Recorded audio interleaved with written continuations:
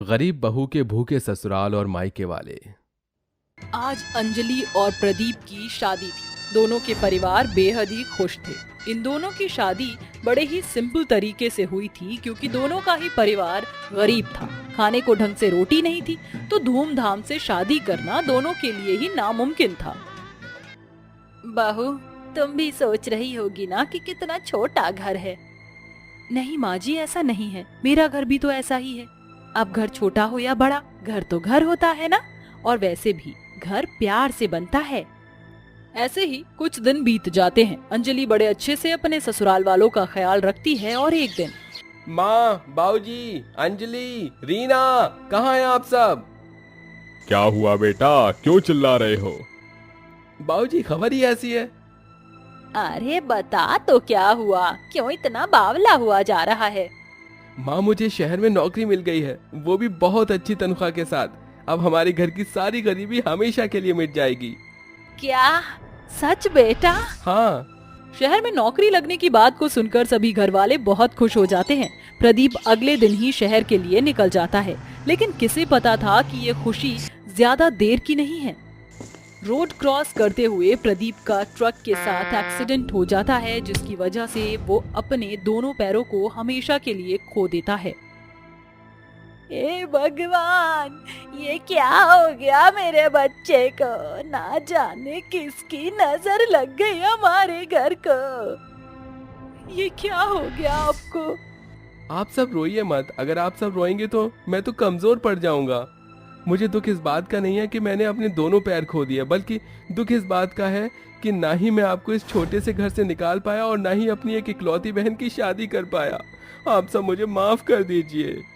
प्रदीप के माता पिता बूढ़े होने की वजह से कुछ काम नहीं कर पाते हैं, जिसकी वजह से घर का किराया समय पर ना देने से मकान मालिक उन्हें घर से निकाल देता है। हे भगवान, तू हमारी कैसी परीक्षा ले रहा है? पहले मेरे बेटे के दोनों पैर छीन दिए और हमारा घर। माँ जी, बाबूजी, आप परेशान ना हो। आप अब मेरे घर चलिए। लेकिन ऐसे बहू के मायके में रहना अच्छी बात नहीं है। हाँ बहू, हम यहीं कहीं किसी झोपड़ी में रह लेंगे।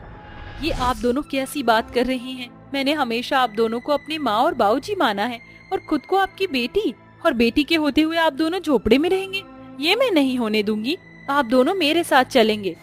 बहू के इतना कहने पर शांति मोहन और सारा परिवार अंजलि के मायके जाने के लिए तैयार हो जाता है और सारा परिवार अंजलि के घर पहुंच जाता है। अरे अंजलि, और आप सब यहाँ, वो भी बिना कुछ बताए? सब ठीक तो है ना? अंजलि अपने घर वालों को अपनी सारी बात बताती है, जिसे सुनकर उसकी माँ कहती है, शांति बहन, ये घर भी तो आपका ही है ना? अनीता ने बिल्कुल ठीक कहा। आप सब जब तक चाहें तब तक यहाँ रह सकते हैं। अरे आप लोगों का बहुत बहुत शुक्रिया। अगर आप नहीं होते तो न जाने मैं अपने परिवार को लेकर कहां कहां भटकता। अब अंजलि का मायका और ससुराल वाले एक ही कमरे के घर में रहते हैं। अंजलि के परिवार की हालत भी ठीक नहीं थी, जिसकी वजह से दोनों ही परिवार वालों को रूखी सूखी रोटी खाकर अपना गुजारा करना पड़ता था। माँ, हम कब तक भाभी के घर में ऐसे ही रहेंगे? उनके परिवार वालों की हालत पहले से ही ठीक नहीं है, ऊपर से हम सब यहाँ आ गए हैं, जिससे उनको और परेशानी हो रही है। बेटा, तू ठीक कह रही है, लेकिन तू जानती है ना, हमारे परिवार के हालात बिल्कुल ठीक नहीं है। तेरे बाबूजी बहुत बूढ़े हो चुके हैं और तेरा भाई भी अब अपाहिज बन चुका है, तो घर का गुजारा कैसे चलेगा अब? दूर खड़ी अंजलि ये सारी बातें सुन लेती है, जिसे सुनकर उसको बहुत दुख होता है। पता नहीं कब तक ऐसा चलेगा। मेरा भाई भी अभी छोटा है, वो भी कुछ काम नहीं कर सकता। मेरा मायका और ससुराल दोनों ही बड़ी मुश्किल हालात में हैं। अब मुझे ही कुछ करना पड़ेगा, वरना कभी भी कुछ ठीक नहीं हो पाएगा। अंजलि अब जॉब करने की सोचती है, जिसके बारे में वो अपने घर वालों से बात करती है। बाबूजी, घर में कुछ ज्यादा काम नहीं होता है, पूरा दिन घर पर खाली बैठकर थक जाती हूँ, तो मैं सोच रही थी कि मैं बाहर जाकर कुछ काम कर लेती हूँ, जिससे घर में भी कुछ पैसे आ जाएंगे। बहू, ये तू क्या कह रही है? हमारे घर की बहू बेटियां बाहर जाकर काम नहीं करती। हाँ बहू, तेरे ससुर जी बिल्कुल ठीक कह रहे हैं, लेकिन बाहर जाकर काम करने में बुराई ही क्या है? अरे बुराई कुछ नहीं है बेटा, आजकल का माहौल ठीक नहीं है, तू तो जानती है ना। सब ठीक कह रहे हैं अंजलि, लेकिन आप लोग समझ क्यों नहीं रहे हैं? अगर मैंने जॉब नहीं की तो घर के हालात और ज्यादा खराब हो जाएंगे, और अजय की पढ़ाई भी है और रानी की शादी भी तो करनी है। अगर मैंने बाहर जाकर काम नहीं किया तो हमारे घर के हालात कभी ठीक नहीं हो पाएंगे। अंजलि के समझाने पर सारा परिवार समझ जाता है और अंजलि को बाहर काम करने की परमिशन दे देता है। अंजलि ज्यादा पढ़ी लिखी तो नहीं थी, लेकिन उसे मेकअप करना बहुत अच्छे से आता था, जिसकी वजह से अंजलि को एक पार्लर में जॉब मिल जाती है और धीरे धीरे अंजलि के घर वालों की हालत में सुधार आने लगता है। अंजलि, आज हमारे पार्लर में मिसेस कपूर आने वाली है, आज तुम उनका मेकअप करोगी। और हाँ, याद रखना, उनके मेकअप में किसी भी तरह की कोई गलती नहीं होनी चाहिए, हर चीज अच्छे से होनी चाहिए। लेकिन मैं ही क्यों?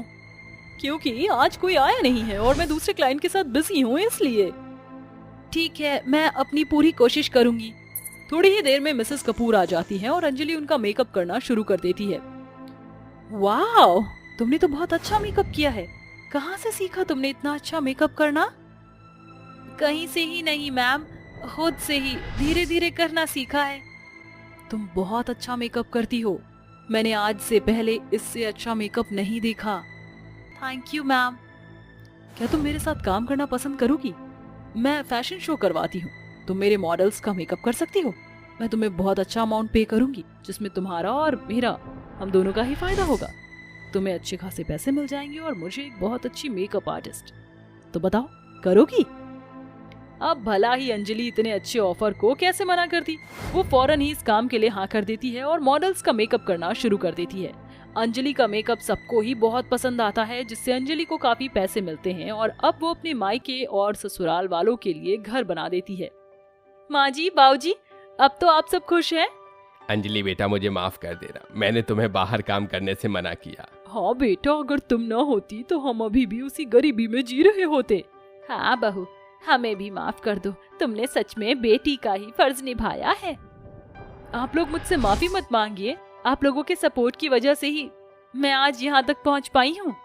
अंजलि अपने भाई अजय को अच्छे स्कूल में भेजती है और अपनी नंद रीना की शादी भी करवाती है। अब दोनों ही परिवार खुशी से अपनी जिंदगी को जीते हैं। देखिए पंडित जी, आपको 4 साल हो गए हैं और आप अभी तक मेरे बड़े बेटे के लिए कोई अच्छा सा रिश्ता लेकर नहीं आए हो। अरे बहना, तो इसमें बड़ी क्या बात है, ये तो तुम्हारे बेटे की मांगलिक कुंडली की वजह से हो रहा है। अब उसकी शादी के मांगलिक लड़की से ही हो सकती है। अच्छा, अगर ऐसी बात है तो क्या मेरे बेटे की कभी शादी ही नहीं होगी? बहन जी, मैंने ऐसा भी नहीं कहा है, आप मुझे थोड़ा और वक्त दीजिए।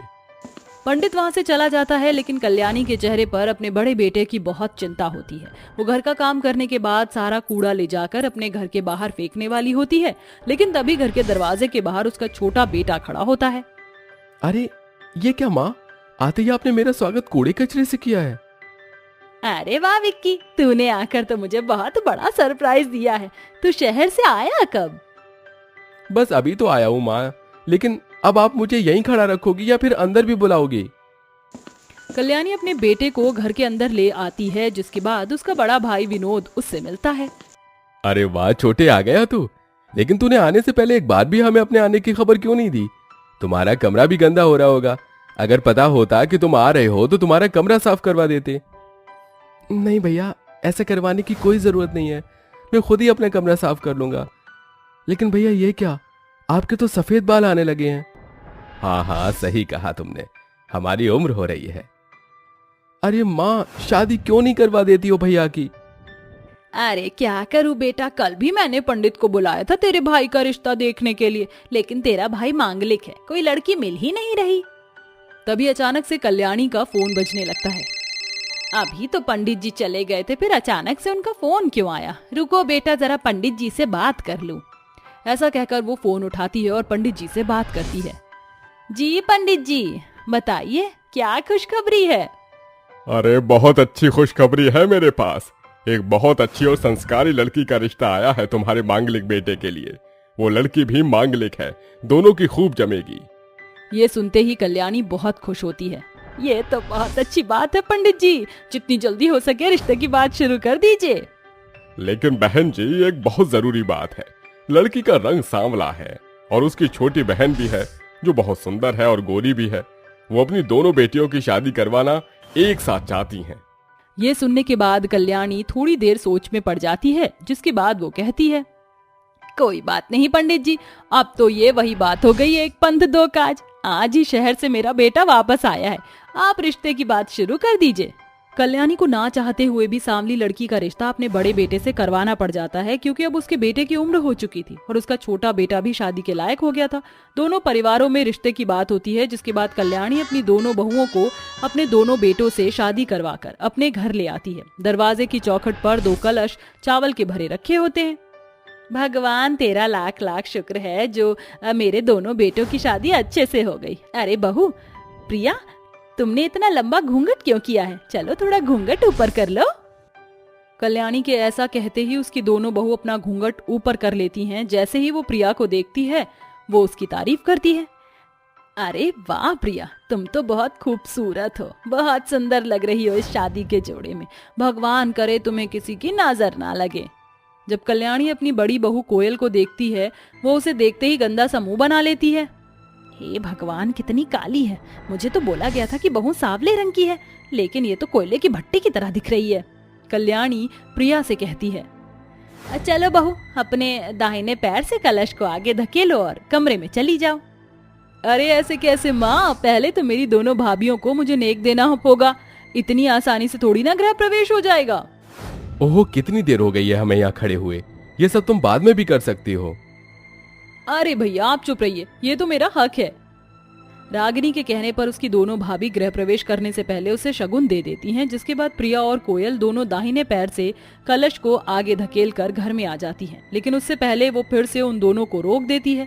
कल्याणी केवल अपनी गोरी बहू के पैरों के पास आलते की थाली रखती है। सुनो बहू, तुम हमारे घर की लक्ष्मी हो और तुम्हारे पैर इस घर में साक्षात एक देवी के समान होंगे। चलो इस आलते की थाली में अपने पैर रखो और अंदर चली जाओ। कल्याणी के कहने पर प्रिया पैर छुपाते हुए घर में चली आती है, जिसके बाद कल्याणी अपनी बड़ी बहू कोयल से कहती है, अरे तुम्हें क्या जरूरत है इस रस्म को करने की? हमारे घर में लक्ष्मी के रूप में तो एक ही बहू है जो कि प्रिया है। तुम्हारे जैसी काली लड़की घर की लक्ष्मी तो नहीं हो सकती। चलो तुम ऐसे ही चली आओ। कल्याणी की ये बात कोयल को बहुत बुरी लगती है, लेकिन वह नजरअंदाज करके घर के अंदर चली आती है, जिसके बाद बाकी की रस्में शुरू हो जाती हैं। एक के बाद एक रस्म खत्म हो जाती है और दोनों अपने अपने कमरों में चली जाती हैं। अरे वाह, तुम तो बहुत सुंदर हो। माने मेरे लिए बहुत अच्छी लड़की ढूंढी है। हाँ हाँ, सुंदर हो तो क्या, अब मेरा फायदा उठाओगे? मैं सब जानती हूँ। अपनी चिकनी चुपड़ी बातों में मुझे फंसाने की जरूरत नहीं है। देखो मैं एक मॉडल हूँ और मुझे मॉडलिंग करना बहुत पसंद है, तो मैं अपनी सुहाग रात नहीं बनाऊंगी। लेकिन क्यों? तुम ऐसा क्यों बोल रही हो? आज तो हमारी सुहाग रात है। एक बार जो कह दिया सो कह दिया, अब मुझे परेशान करने की जरूरत नहीं है। मुझे जोरों से नींद आ रही है, मुझे सोने दो। ऐसा कहकर प्रिया सो जाती है। वहीं दूसरी तरफ कमरे में कोयल बैठी होती है। तुम तो जानती ही होगी, एक मांगलिक होकर इतने समय इंतजार करते रहना और बहुत मुश्किलों के बाद शादी होना कितना डिफिकल्ट होता है।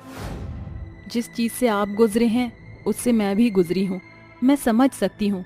कोयल की बात सुनकर विनोद को अच्छा लगता है, जिसके बाद वो रात भर उसे खूब सारी बातें करता है और उसके बाद वह कमरे की लाइट ऑफ करके अपनी सुहाग रात अच्छे से मनाते हैं। ऐसे ही धीरे धीरे कुछ दिन बीत जाते हैं, लेकिन प्रिया खूबसूरती का घमंड घर में हर किसी को दिखाती है, जिसके चलते सभी को बहुत बुरा लगता है। मेरी काली बहू बेशक काली है, लेकिन कभी मुझे उल्टा नहीं कहती और ना ही मुझे उल्टा जवाब देती है। लेकिन गोरी बहू ने तो हद पार कर दी है। गृह प्रवेश के बाद से वो तो केवल शॉपिंग ही शॉपिंग कर रही है। कहाँ तो मैंने सोचा था कि घर में लक्ष्मी आएगी, लेकिन अब तो घर से लक्ष्मी भाग रही है। अपनी दोनों बहुओं के अंदर इतना परिवर्तन देखकर कल्याणी को अपनी गलती का पछतावा होता है और वह अपनी गलती को सुधारने के लिए कुछ दिन के लिए कोयल को उसके मायके भेज देती है और घर की सारी जिम्मेदारी प्रिया के ऊपर छोड़ देती है। देखो बहू, अब घर में कोयल नहीं है तो मैं क्या करूं? घर की सारी जिम्मेदारी तो अब तुम्हें ही उठानी होगी। कल्याणी की बात सुनने के बाद प्रिया अंदर से तो बहुत खुश होती है, लेकिन घर की जिम्मेदारी पड़ने पर उससे घर का कोई काम ढंग से नहीं हो पाता, जिसके चलते वो बहुत थक जाती है और अपनी सास से कहती है, जानती हूँ माँ जी आपने मेरी बहन को घर क्यों भेजा है, लेकिन अब मुझे अपनी गलती का एहसास है। अब ना तो इस घर से लक्ष्मी जाएगी और ना ही इस घर की बर्बादी होगी। मैं अपने खर्चे पर पाबंदी लगाऊंगी और एक अच्छी बहू बनकर दिखाऊंगी। प्रिया की बात सुनकर कल्याणी कोमल को वापस बुला लेती है, जिसके बाद दोनों बहनें मिलकर उस घर की जिम्मेदारियों को अच्छे से समझती हैं और सबके साथ खुशी खुशी रहने लगती हैं।